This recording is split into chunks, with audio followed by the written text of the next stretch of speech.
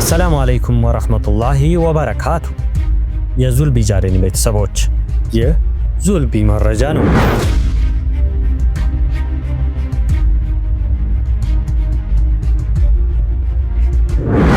በጎንደር ከተማ ለየቲም ህፃናት ማሳደጊያ ቋሚ የገቢ ማስገኛ የሚሆን ህንጻ ተመረቀ። በጎንደር ከተማ የሚገኘው በድር ወላጆቻቸውን ላጡ ህፃናት ማሳደጊያ መርጃ ማዕከል ለየቲም ህፃናት ማሳደጊያ የሚውል ህንጻ G+6 ተመርቋል። ህንጻው ጥር 3 ቀን 2018 ዓመተ ልደት በይፋ ተመርቋል። ከህንጻው ኪራይ የሚገኝ ገቢ የየቲም ህፃናት የትምህርት፣ የጤና፣ የምግብ እንዲሁም የተለያዩ ወጪዎችን መሸፈን የሚያስችል ሲሆን የህንጻው ግንባታ በተለያዩ ምክንያቶች ለረጅም ዓመታት ተቋርጦ እንደቆየ ተገልጿል። በዝግጅቱ ላይም የጎንደር ክቡር ቀዳሚ ከንቲባ አቶ ቻላቸው ዳኜ፣ ክብርት ምክትል ከንቲባ ወይዘሮ ደብሬ የኋላና የፌደራል መጅሊስ አመራሮች፣ የአማራ ክልል እስልምና ጉዳዮች ከፍተኛ ምክር ቤት ፕሬዝዳንት ሼህ ኑረዲን ቃሲም፣ ኡስታዞች እንዲሁም የአካባቢው መሻሂኾችና ነዋሪዎች በተገኙበት በደማቅ ሁኔታ ተመርቋል። ቀጣይ መረጃችን የምናደርገው የአዲስ አበባ ሙስሊም ወጣቶች ካውንስል ምስረታ ይሆናል። የአዲስ አበባ ሙስሊም ወጣቶች ካውንስል የፌደራል እና የክልል መጅሊስ አመራሮች እንዲሁም ከንቲባ አዳነች አቤቤ በተገኙበት በይፋ ተመስርቷል። ሲጠበቅ የነበረው የአዲስ አበባ ሙስሊም ወጣቶች ካውንስል የፌደራል እና የክልል መጅሊስ አመራሮች እንዲሁም የአዲስ አበባ ከተማ ከንቲባ ወይዘሮ አዳነች አቤቤ በተገኙበት በይፋ እንደተመሰረተ ተገልጿል።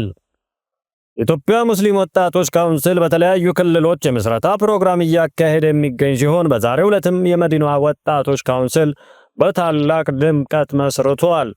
በቅዱስ ቁርአን የተከፈተው ይህ ፕሮግራም ወጣትነት በቁርአንና በሐዲስ በሚል በሼህ መሐመድ ዘይን የወጣቶች ተምሳሌት እነማን ሊሆኑ ይገባል በሚል በሼህ ኢልያስ አህመድ እንዲሁም በወጣትነትና እስልምና ዙሪያ በኡስታዝ መሐመድ አባተ የተመራ የፓናል ውይይትም ተካሂዷል። በፕሮግራሙ ላይ መልእክት ያስተላለፉት የፌደራል መጅሊስ ፕሬዝዳንት ሼህ ሐጂ ኢብራሂም ተውፋ ወጣቶች የላኢላሃ ኢላላህን መልእክት ማስከበር እንዳለባቸውም ገልጸዋል። የተገኘውን ዕድል ለሀገር ግንባታና ለሰላም እንዲጠቀሙም ጥሪ አቅርበዋል።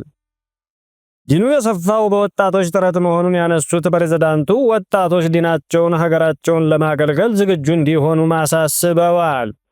በመቀጠልም ከከተማው አስተዳደሩ ምላሽ ያላገኙ ህዝበ ሙስሊሙ ጥያቄዎች እንዲፈቱ በጠቅላይ ምክር ቤቱ ስም ጥሪ አቅርበዋል።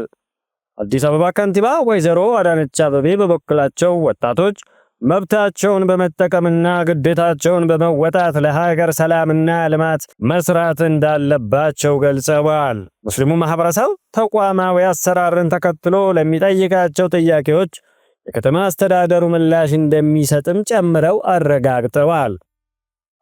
የአዲስ አበባ መጅሊስ ፕሬዝዳንት ሼህ ሱልጣን አማን ኤባ ከወጣት ካውንስሉ ጎን በመሆን የህዝበ ሙስሊሙን ጥያቄዎችን ለመፍታት እንደሚሰሩም ሲገልጹ የኦሮሚያ ክልል መጅሊስ ፕሬዝዳንት ሼህ ጋሊ ሙክታርም ሙስሊሙ ለዘመናት የታገለበት ጉዳይ ፍሬ አፍርቶ በማየታቸው መደሰታቸውንም ገልጸዋል።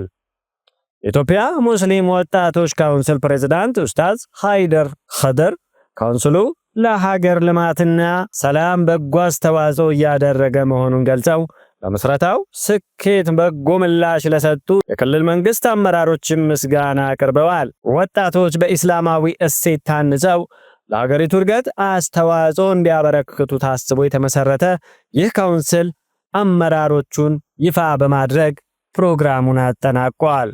ወደ ቀጣዩ መረጃችን ያልፈናል።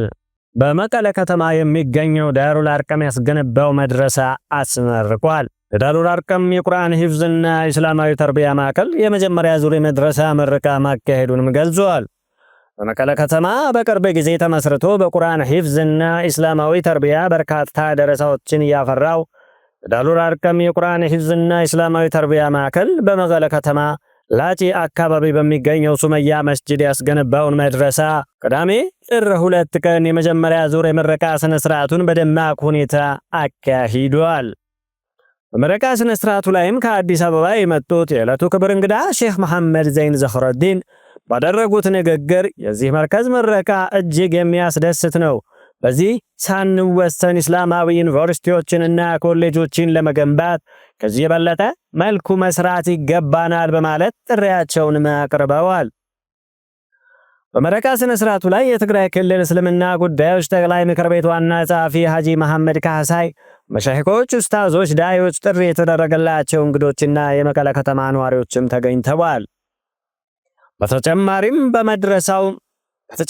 መድረሳው እንዲገነባ አስተዋጽኦ ላደረጉ አካላት የእውቅናና የምስጋና ስነ ስርዓት ተከናውኗል። የተወደዳችሁና የተከበራችሁ የዙል ቢጃዴን መረጃ ተከታታዮች ለዛሬ ያዝንላችሁ መረጃዎቻችን እኒህን ይመስላሉ። በተለመደው ሰዓት እስክንገናኝ ድረስ ወሰላሙ አለይኩም ወራህመቱላሂ ወበረካቱ።